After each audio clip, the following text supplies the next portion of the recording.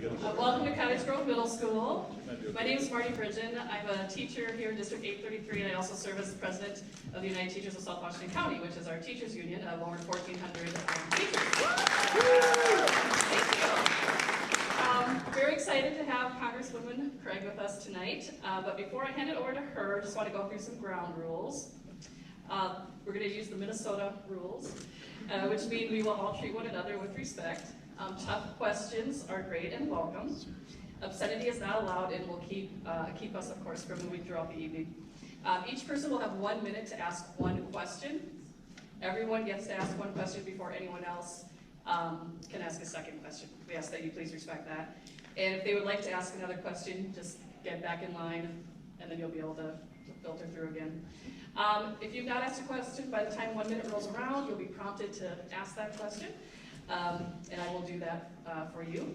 Representative Craig's responses to each question will be limited to 2 minutes so that we can get through as many questions as possible. And Representative Craig, I will help moderate that with her with the time as well. So please stand while Representative Craig leads us through the presentations.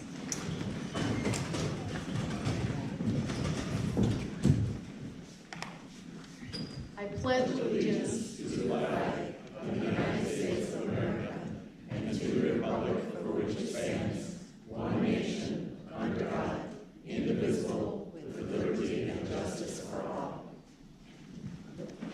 Thank you so much, Marty. Thank you for agreeing to moderate this session, and thanks to each of you for being here this evening. We will be rotating our town halls from Saturday morning to sometimes in the evening to give folks who have to work on Saturdays an opportunity to attend as well. And we will continue our rotation around the congressional district. This is my 4th town hall since I was elected. I just want to start this town hall by acknowledging the veterans in our presence. So if you have served United States of America, please stand and let us recognize you.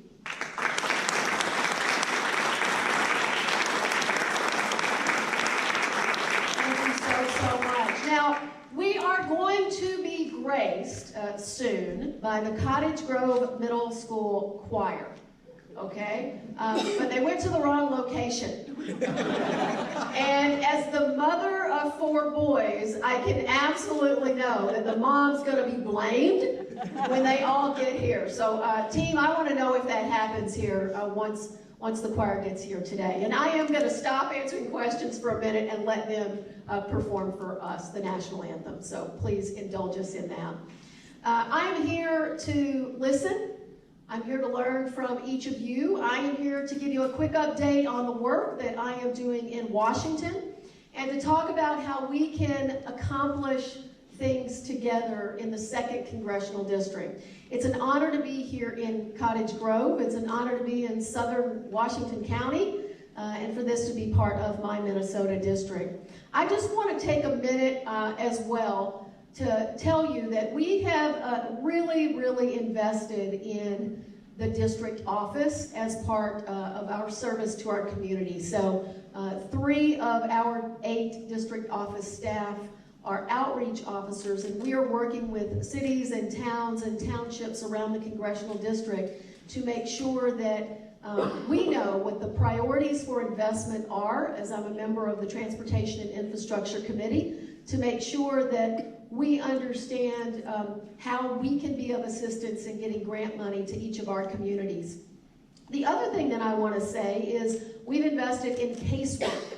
And I'm going to use this town hall as a little bit of just a promotion to each of you. If you have neighbors, my district office is here to help if you have a Social Security issue, a disability issue, a veterans issue.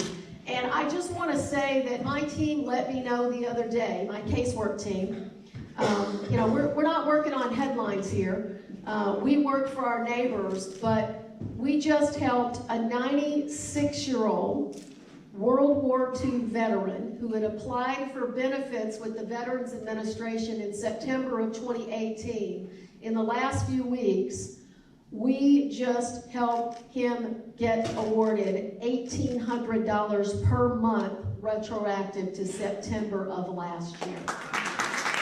So these are the kinds of things that my staff in this district office are here to help with. And please just remember that if you or your family ever experience any kinds of issues.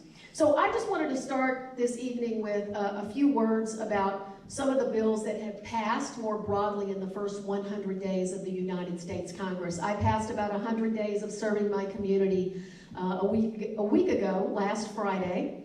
The first I want to highlight is H.R. 1. H.R. 1, it cannot be understated how important H.R. 1 is to the democracy of this country. This bill not only had election security as part of it, but it also was a sweeping democracy and campaign finance disclosure bill, helping us identify who is spending money in our elections. That's what it would do. Regardless of which party you favor, I believe with all of my heart that we need to know who is spending money in our elections and what their motivation is. One really proud thing that I have under my belt the first 100 days is that my resolution, which would make, if the Senate would take it up, it impossible for a member of Congress to serve on a corporate for-profit board. I worked for over 20 years in for-profit companies, and I can tell you there is never a single board meeting that it would have been appropriate for me to be in the room and also be a member of Congress. Another key bill that we have passed in the United States House of Congress, House of Representatives, is the Paycheck Fairness Act. We know that women who perform the exact same job as a man are paid less in this country. And that needs to stop, and I'm very, very proud of that legislation. The other thing that we've done since the last time I saw you is that we reauthorized the Violence Against Women Act. Women deserve to feel safe in their homes and in their communities, including college campuses, and I was very, very proud to offer an amendment that would require the Department of Education to put together best practices from colleges and universities who are doing this well across the country. There's many more that we've passed, and I'm happy to take questions on that, but in terms of my own legislation, I'm very, very proud of H.R. 1425. That's the State Health Care Premium Reduction Act, which would lower the cost of health insurance in the individual marketplace by 10%. It passed out of the House Energy and Commerce Committee. I also have been working with my Republican colleague, Congressman Pete Stauber.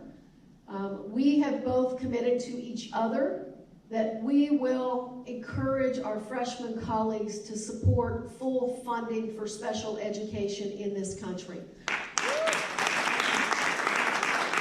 This has been a long time coming. Many of you know that the average subsidy in Minnesota for special education, even though we know the U.S. Congress has committed to 40% of funding, is about 8%.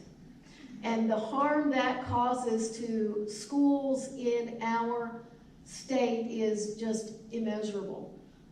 We end up raiding general operating funds in our schools. We end up overloading teachers. We end up going without paraprofessionals and counselors and nurses who could make this so much easier. And at the end of the day, we end up coming back to taxpayers for operating levies because the federal government is not fulfilling its responsibility. At the end of the day, we send our money to Washington, and we deserve to get our fair share back and not have to pay for Congress not doing its job. I also just want to highlight one more piece of legislation. This is my first bill to pass out of the U.S. House of Representatives. It's H.R. 1331. It's the Local Water Protection Act.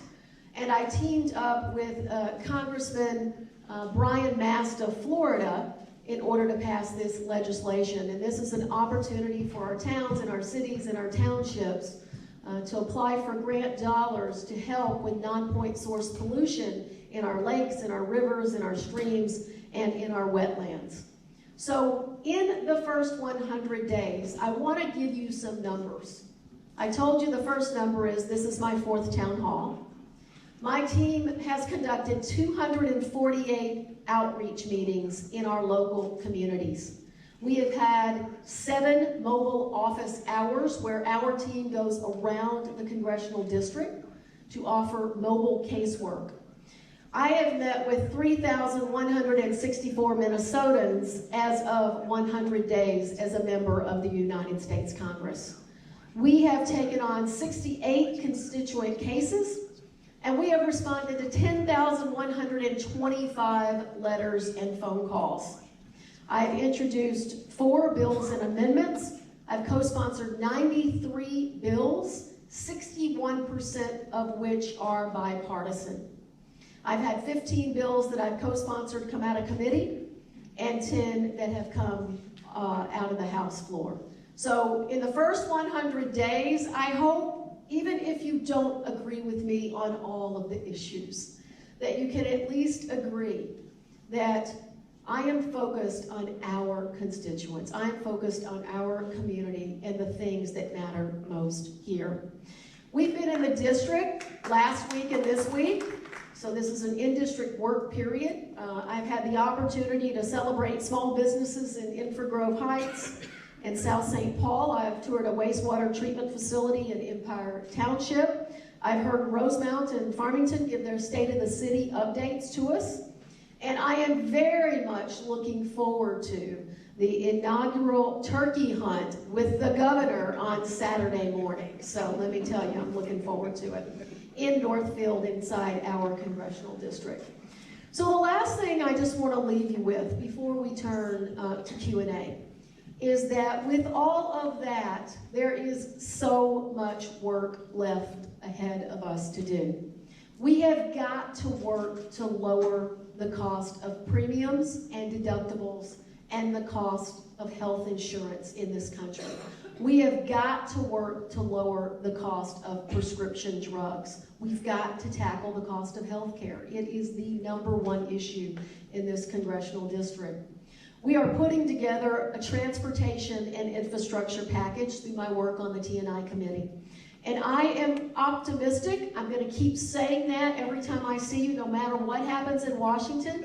I'm going to stay optimistic that we are going to be able to work with the president and the administration on a very large infrastructure package because it's the right thing to do for this country. We have got to make sure that our highways, our roads, our bridges, our bus rapid transit, our waterways that carry our commodities to market, this beautiful Mississippi River towns and Minnesota River throughout this congressional district have the infrastructure that we need to continue to grow as a country. We also, thank you, and we're going to get this done. I mean, the politics aside of this, you can ask me about that during Q&A, but I am absolutely committed to bringing this home and not letting the politics of this get in the way. We have got to rethink how we think about education in this country, and I am absolutely committed to that. For every job Minnesota has open, which is 143,000, we only have 0.6 individuals available for that job. That is unacceptable. We have got to make sure that our students know that technical education, that apprenticeship programs, that career skills and technical education are available to them. And it is a choice that you should be proud of. We have got to change the way we think about education in this country. And then finally, I'm going to leave you with this major priority to me. Many of you have heard me talk before about my own grandfather.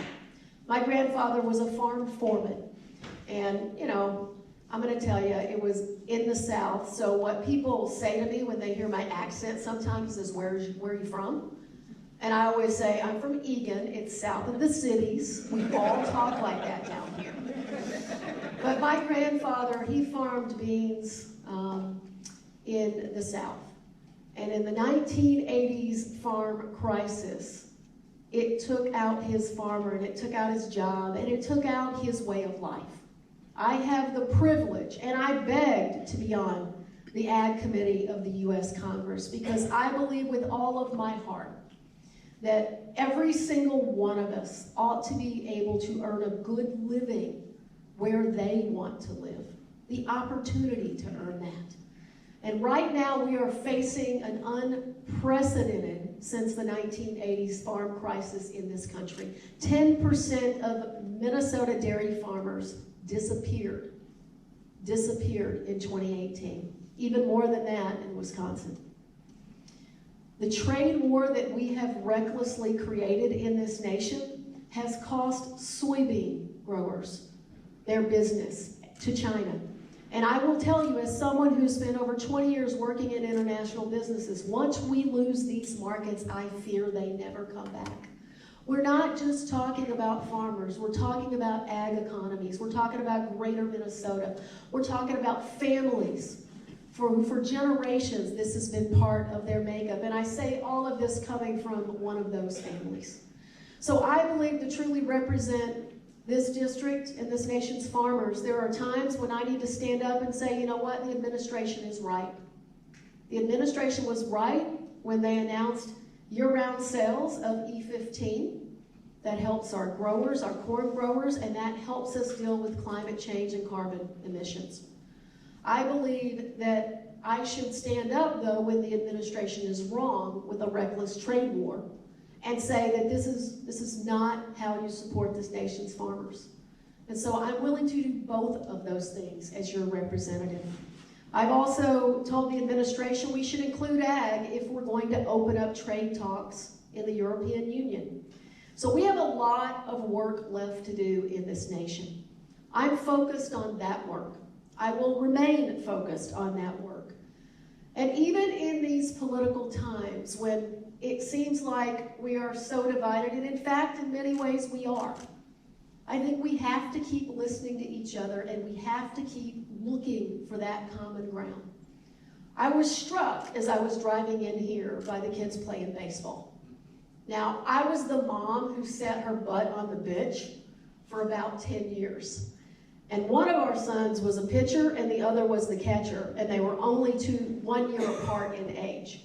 So the bottom line, I was always the mom to blame because it was either the pitcher or the catcher's fault when they were 7 and 8 years old in every single game.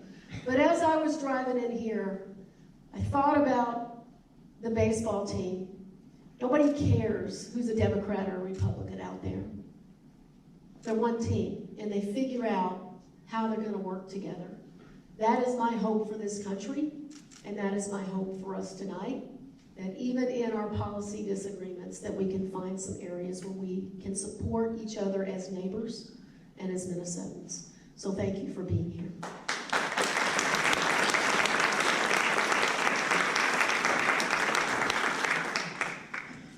Okay, with that, we are ready for some questions. Our microphone is right down there. So please make your way over there if you're going to ask a question. Hot mic.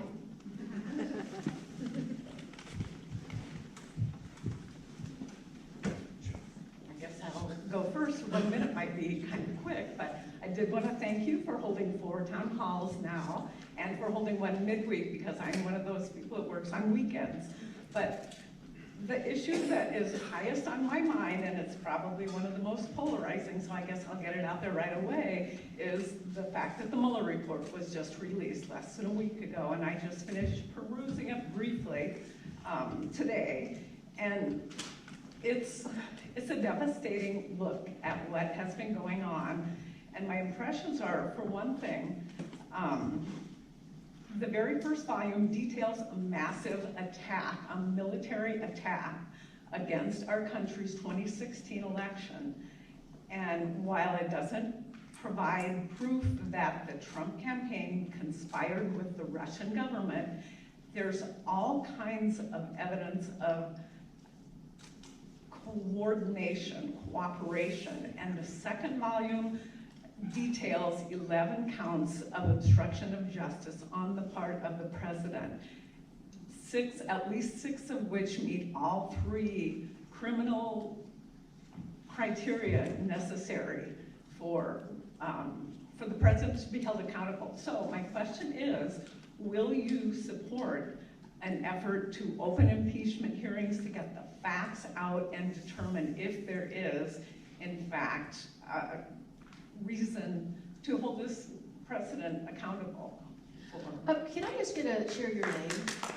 Sure. Laura Morgan. I live in West St. Paul. Laura, thank you for being here. And I Mhm. just wanted that for the record. Mhm. And so, just to get, don't count my time yet, Kaylee. Just so we all know, Kaylee, hold up your sign. Okay. Green means keep going. Red means stop talking. And I always get told to stop talking within like 2 questions. So I'm going to try my best here tonight, Kaylee, and we'll do it. So just for the future questioners, we'll do that. So Laura, thank you so much for your question. I believe the next step is for the Congress to request the unredacted version of the report. I believe the next step is for the committee chairman to call a number of folks forward to testify, to fill in the facts for the American people. I am very troubled by a number of the potential areas of collusion that have been, obstruction of justice that are mentioned in the report. I'm troubled by that. But let us not forget, as you pointed out, that a foreign government did interfere in a U.S. election. That was absolutely established in the Mueller report. I'm troubled by the areas of potential obstruction of justice, but I do believe the next step is to have hearings, to hear testimony, for the Congress to have the unredacted version, and for the facts to continue to unfold for the American people. While I agree with that, I think it's important to get the facts out, but I believe the country is also really interested in the facts, and a lot of facts have been established by this report. The Mueller report is #1 on Amazon's best-selling book list, from what I understand.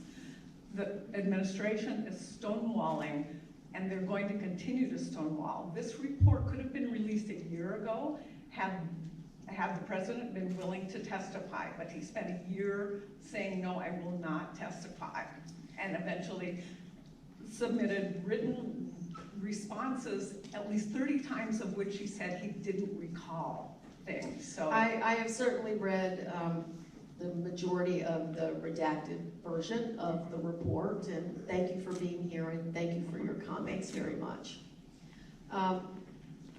Kaylee, I'm going to ask, actually, if you could come sit over here. Just bring a chair. Because I didn't look up at you once when I was answering that question, and so I'm going to be getting yelled at the whole night if we don't do that. So, yes, sir. Yeah, I'm Steve from Eagan. And first off, talk about impeachment now.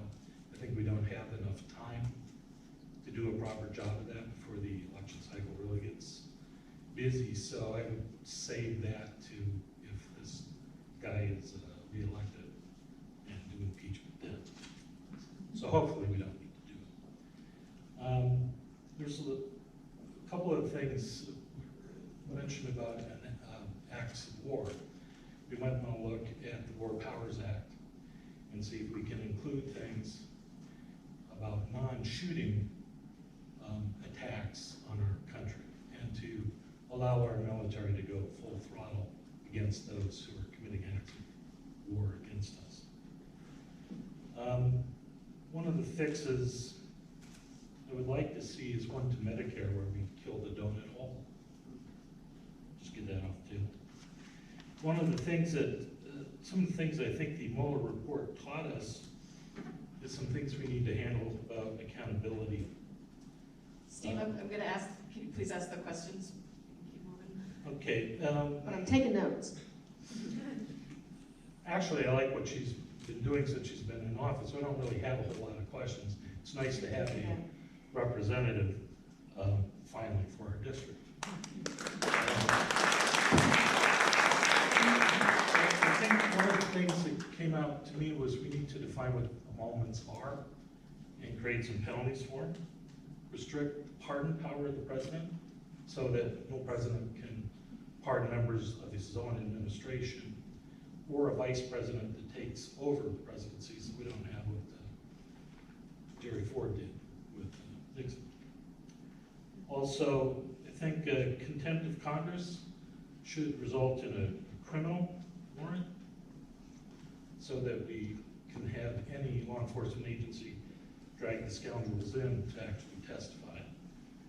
And 4, I think we need to take a look at our relationship with the Justice Department so that political appointees have to recuse themselves if the Justice Department is investigating the executive branch. There's an awful lot to take back there, but I will tell you that there is an environment in Washington that I am very, very concerned about, and that is the influence of special interest, not only on the U.S. Congress, but on the administration.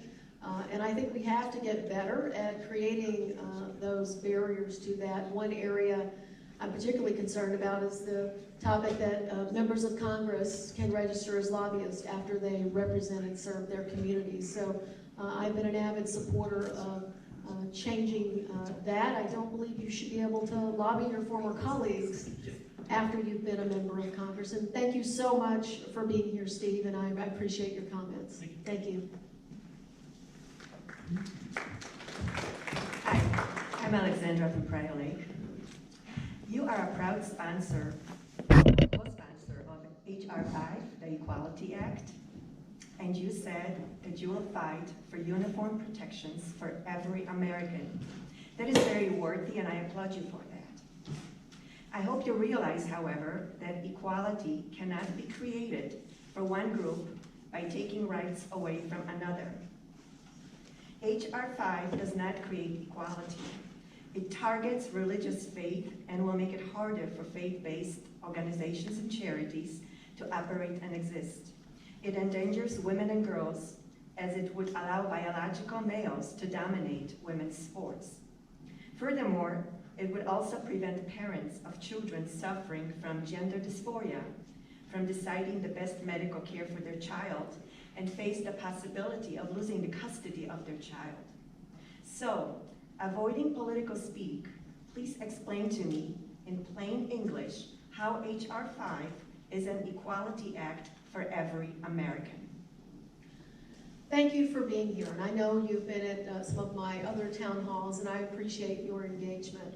So, using no political speak, what I will say to you about the Equality Act, H.R. 5, is that it is still legal in my home state of Arkansas to fire me because I am married to a woman.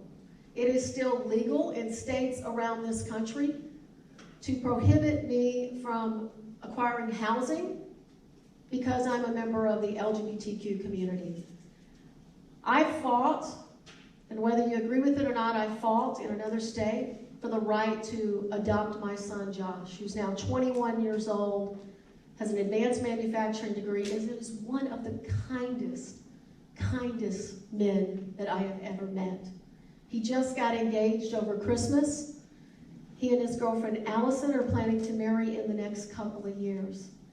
So I appreciate your comments around faith. I respect your faith and your beliefs, but I don't believe your faith should give you the opportunity to discriminate against me.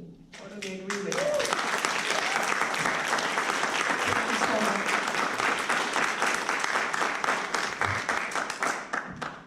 Hello, I'm Kim Westra from Inver Heights. Angie, yesterday I called Nancy Pelosi and I asked her to begin proceedings for impeachment.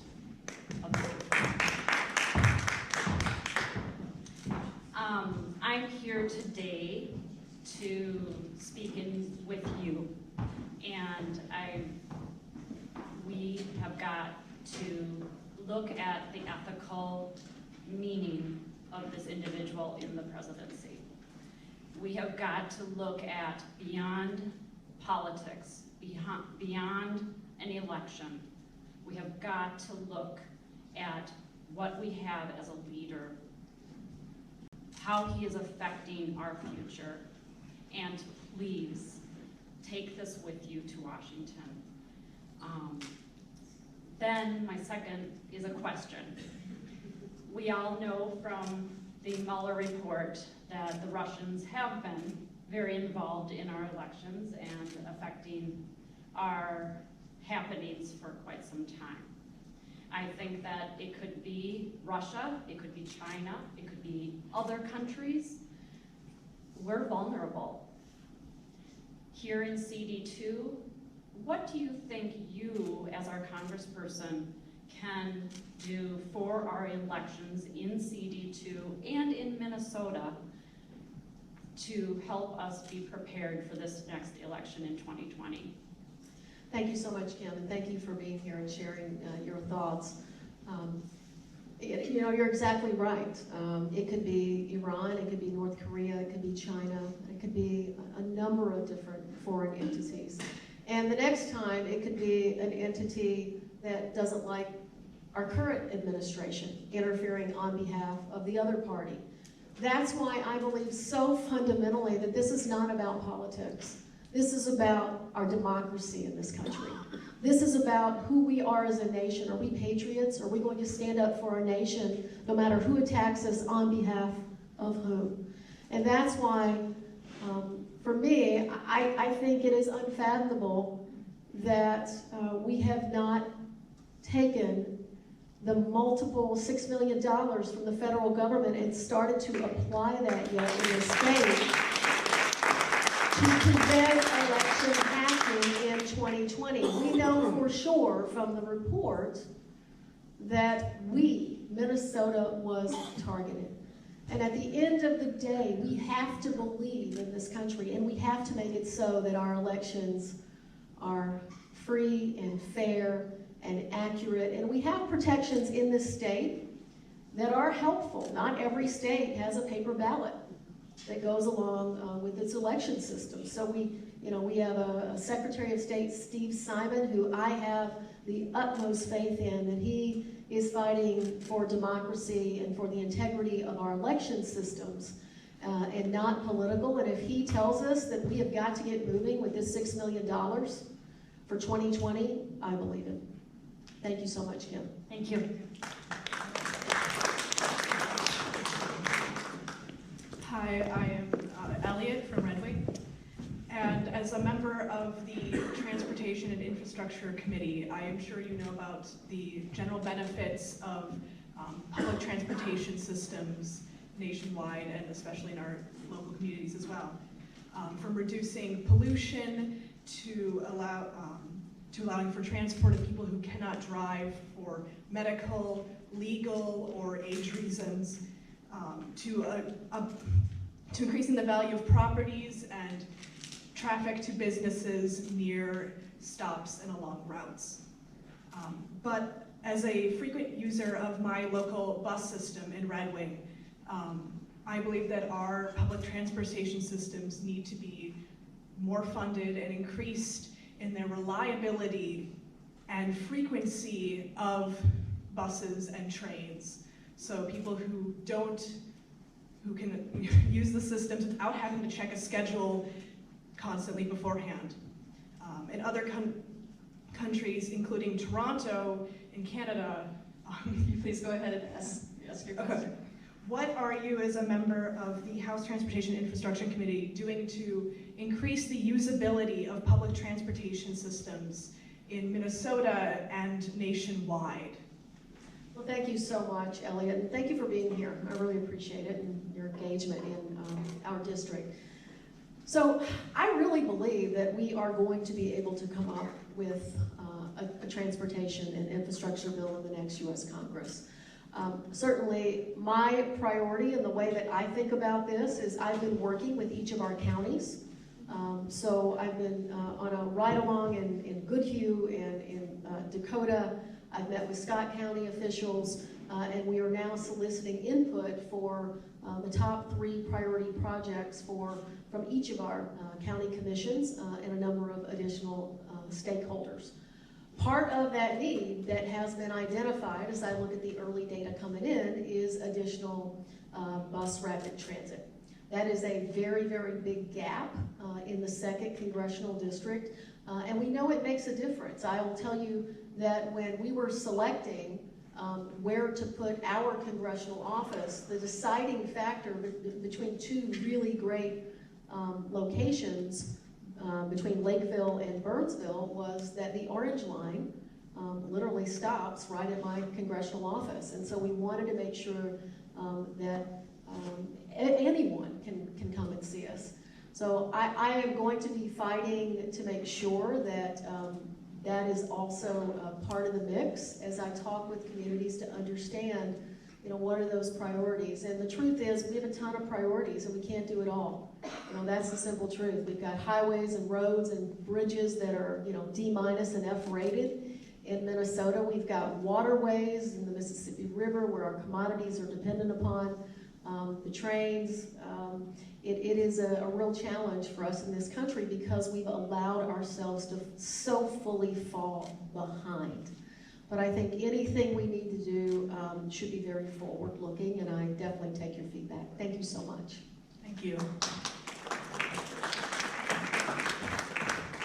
Hi. Hi, I'm Mary from Hastings. And thank you for having the 4th Town Hall. It's fantastic. Healthcare is a big issue. It's a forward issue that everybody's talking about and everybody has a plan. I live with multiple sclerosis. I am a cancer survivor and various other chronic diseases.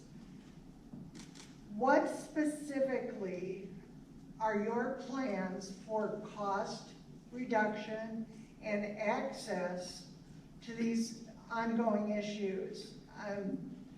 Moving forward, everybody in the presidential campaign has a different idea.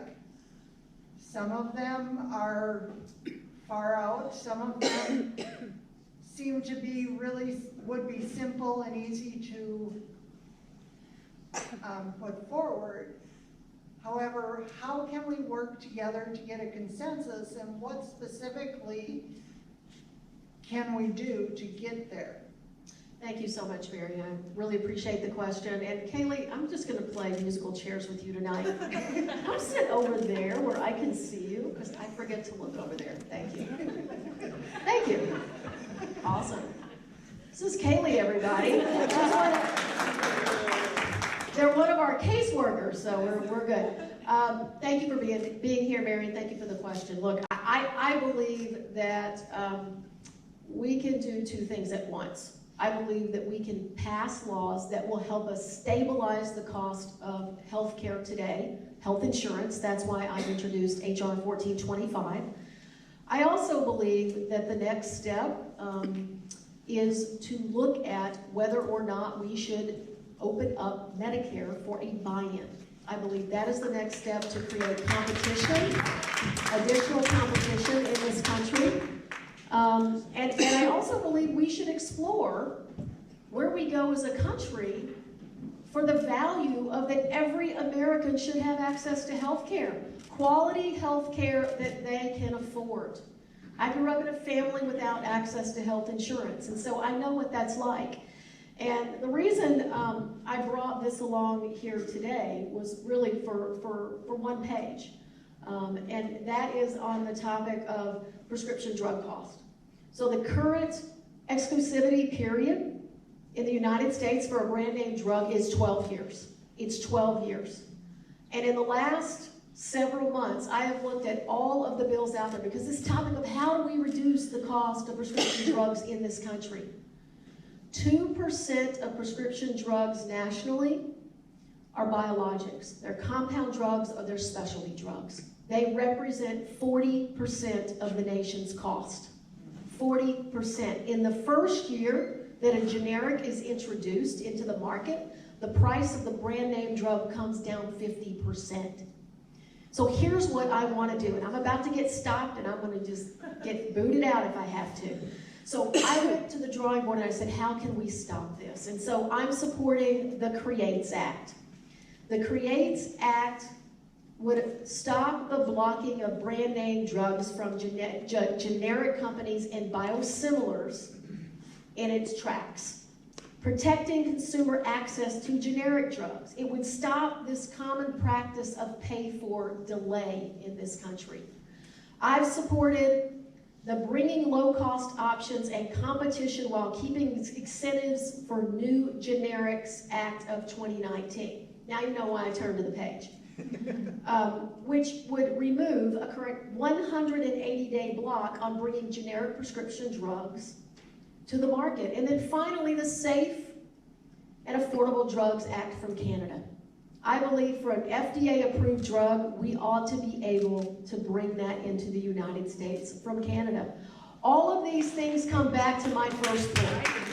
All of these things, they come back to my first point, that as long as special interests control Washington, none of these things are going to happen, and that is why H.R. 1 is the most important thing we can do. Thank you. Thank you.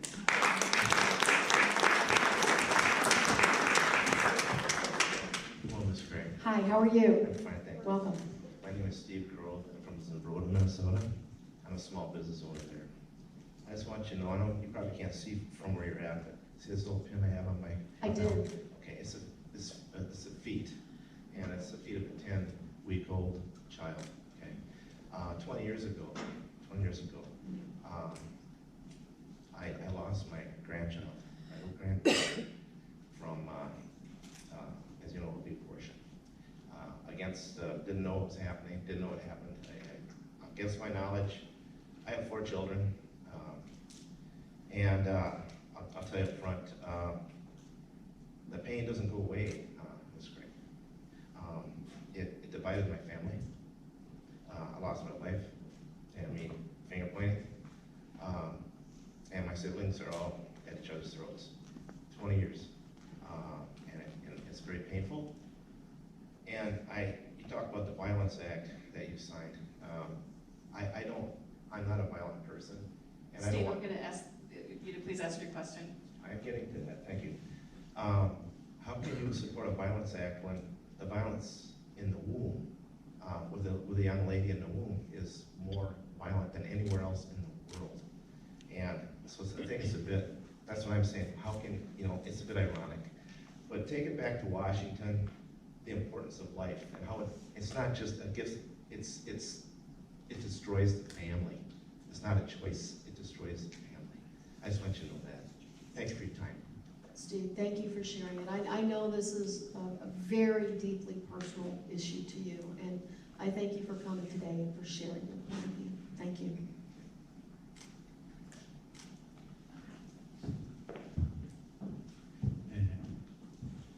First, I want to thank you for helping for the veteran. My name is Mohammed. I'm from Eagan. And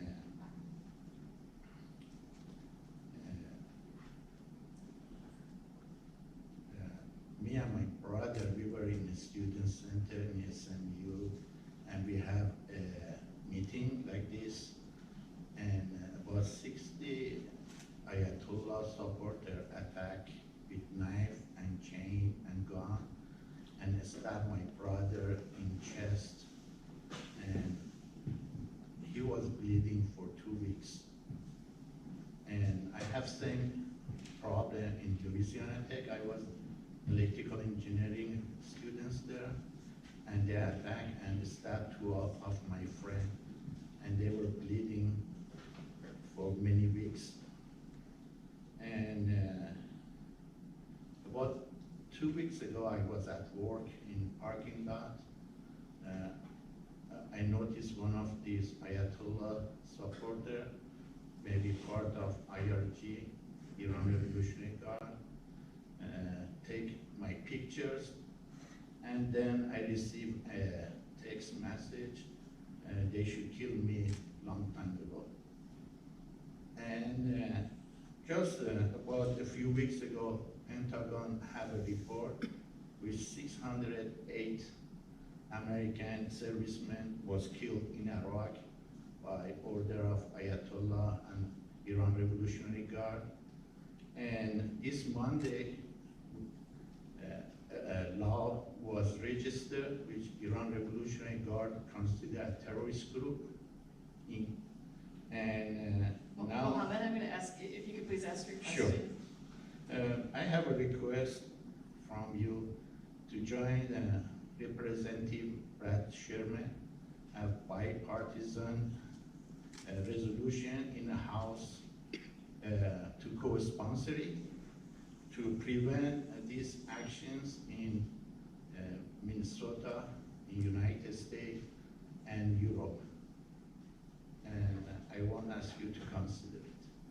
Thank you so much, Mohammed. Thank you for being here, and thank you for being willing to share your story. And my commitment to you is I will have my legislative team certainly take a look at this resolution. Thank you. Thank you. Thank you for being here.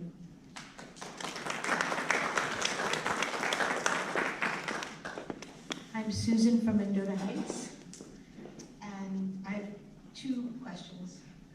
The first is there, I know that the Senate confirms cabinet positions, but right now there are a lot of cabinet positions that are, in a sense, vacant and are being filled by acting cabinet positions, which means that there's no oversight and there is no qualification and there is no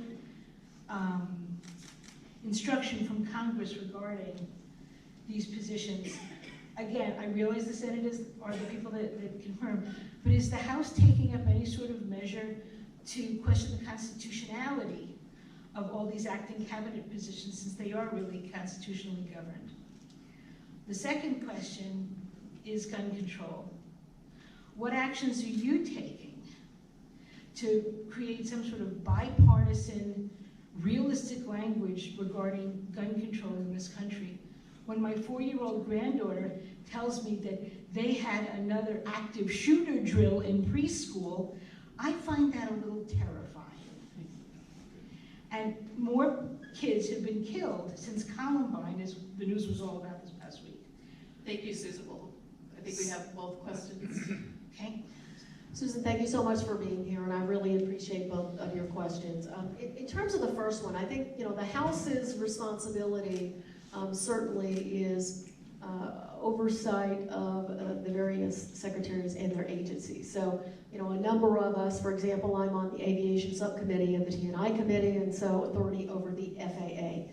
So there are opportunities for us to question what is or is not happening inside the administration and offer our feedback. I just took that opportunity with Secretary of Agriculture Sonny Perdue recently, where I had the opportunity to question him about whether he really thinks these markets in China are going to come back to America's farmers.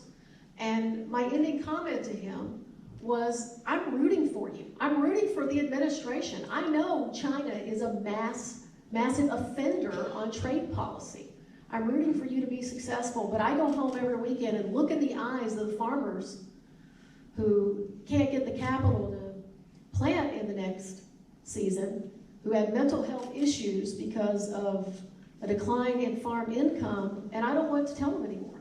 And I don't believe, having this international experience, that's true. So your question is right. There is, on the Senate side, more action. But from my perspective, our real opportunity here is to focus on making sure that we hold the administration and our secretaries accountable for the work of the American people. On your second question, my heart breaks every time I hear of a young person, again, going through an active shooter drill in this country. In my hometown, how many of you remember Jonesboro, Arkansas? How many remember that mass shooting? That's my hometown. That's where I grew up. That was 2 years after I left to go to college. My mother owned a very small shop and knew almost every one of the little girls killed that day. It affects an entire community. So Susan, I would do anything to have my Republican colleagues stand up next to me and listen to the American people. I am a gun owner.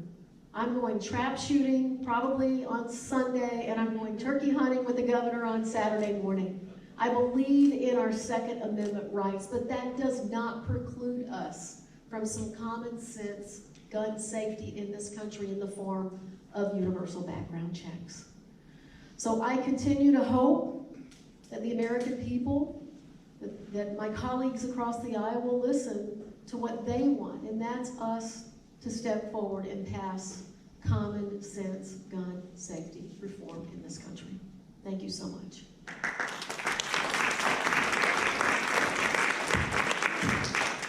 Hi, I'm Anna. I'm from Northfield. And I am asking a question about a notably less pressing issue than, say, healthcare or gun control, but one that is still, in my opinion, of importance, and that's about the federal deficit. In my econ class a couple weeks ago, we did an activity where there's a website where you basically pushed a bunch of arrows repeatedly to try and balance the federal budget. Turned out to be harder than we expected. Well, it wasn't very specific. We had to guess and check, but basically, I was wondering, what is the House of Representatives doing, or what are you doing specifically, or what is your opinion on remedying the federal deficit? Well, thank you so much, Anna, and it's a really important issue, I think, in this country. So we have now surpassed $22 trillion. $22 trillion. And the way to think about this is, you either raise revenue or you cut cost, right? I spent 25 years in the private sector in business. Those are my two choices. And for me, it's probably a little bit of both. For example, Social Security and Medicare, we just saw some news coming out, again, from the administration, and I've said this before during the Tax Cut and Jobs Act, and in the administration's budget, they proposed cuts to Medicare and Social Security to help offset the revenue that we gave up when we passed the Tax Cut and Jobs Act, which mostly benefited the top 5% in this country, and large corporations. And so what I would propose is that we start paying attention to the nation's debt and our deficits again. And as we look at each one of these bills, we've got to be able to say we're either going to raise the revenue this way, or we're going to make this revenue neutral by cutting elsewhere. I believe we should, our theory of pay-go, we should think about paying our own way forward. We have teachers in this room right now. Who here is a teacher? I know I see one or two or three, okay.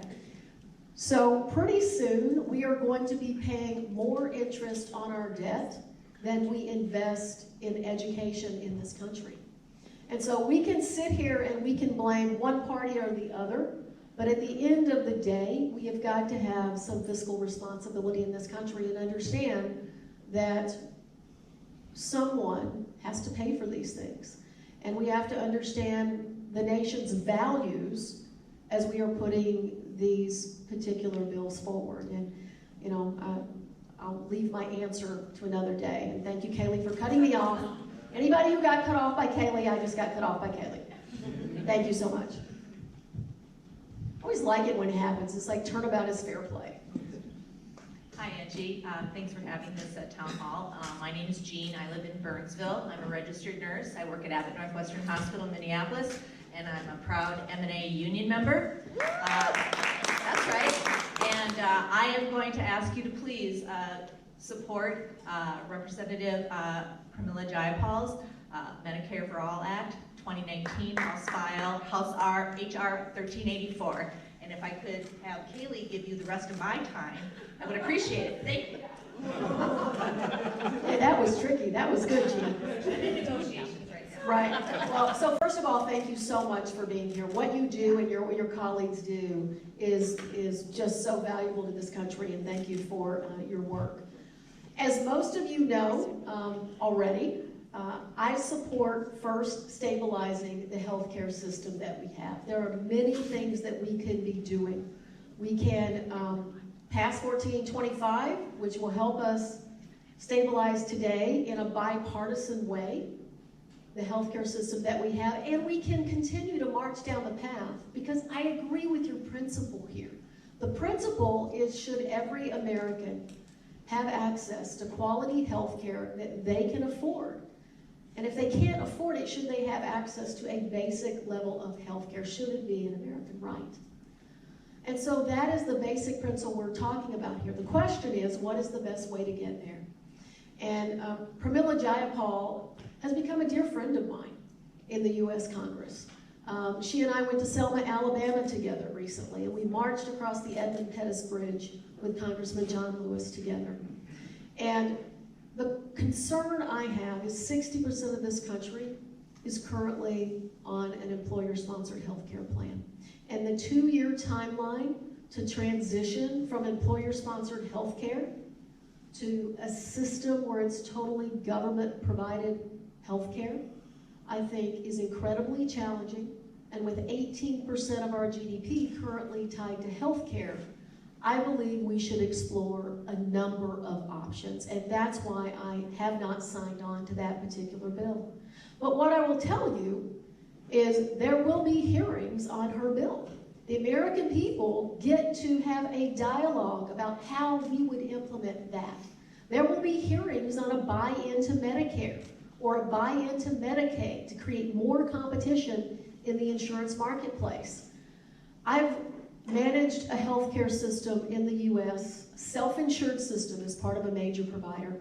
We also had responsibility for healthcare in Canada and in Germany and in France. And I remain committed to these principles, but I think we have to be open to 2 things. One, we have to stabilize the healthcare system that we have today in a bipartisan way. We have to stop playing politics with our healthcare. That if you help us stabilize the healthcare system, somehow that gives a political party a win. Who cares who wins? As long as Minnesota wins, that's all I care about. As long as patients win.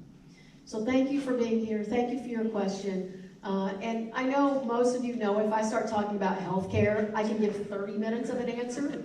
So you are really, really lucky I'm on a timer tonight. So thank you. Is there time for one more? So Representative Craig, we are coming up at 8 o'clock here. I know we want to be conscious of everyone's time, but it looks like there may be one more question over there.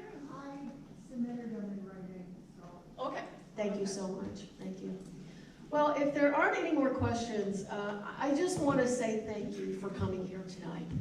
I know for some of you, your top issue is a variety of things. You care about a lot of things. And these forums, more than anything else, give me an opportunity to come and hear from you, what you care about. And you know, even when we disagree, I take these sessions back with me to Washington.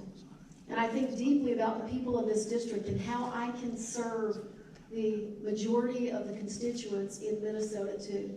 How I can fight to make sure every single Minnesotan has access to quality health care. How I can work across the aisle to make sure that we're investing in the infrastructure and in the transportation systems in Minnesota. How I can work with leaders across the 2nd Congressional District to understand what your priorities are and take that back to Washington inside the committee and do what is best for Minnesota. How I can take each of the things that you care about and work through the House Committee on Small Business. 50% of this district employers work for a small business. We need to make sure that we are supporting small business throughout Minnesota. And at the end of the day, and I know I've met many of you I've never had the opportunity to talk to directly before. I've had to rely, unfortunately, on just mass media or television or things like that. But what I'll tell you tonight is that where I come from, all anybody wants in Eagan and how I grew up is the opportunity to have a good life. And they're willing to earn it. They're willing to earn it. And I believe more than ever in this country that we need to figure out how we have civil conversations like we just had tonight, where we don't always agree, where I'm not always going to take the vote that you want me to take, but at the end of the day, I respect you for your opinion, and hopefully you respect me for mine. All of you are here tonight because you care deeply about this country. I care deeply about this country as well, and it is an honor and a privilege to continue to represent the 2nd Congressional District. So I look forward to seeing you at the 5th Town Hall, and as we have these each month, please bring what's on your mind back to me, and keep the feedback coming. So thank you so much.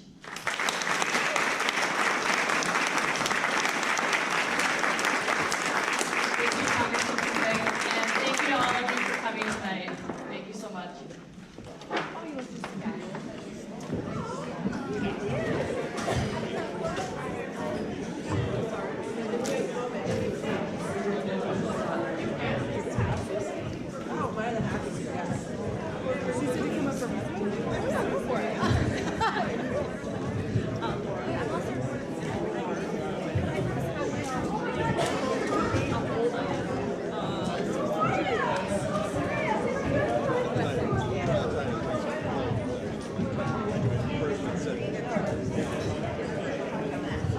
Everybody, I just want to also recognize the mayor of Cottage Grove, Myron Bailey, and the mayor of St. Paul Park, Sandy Dingle. Thank you for coming, everybody.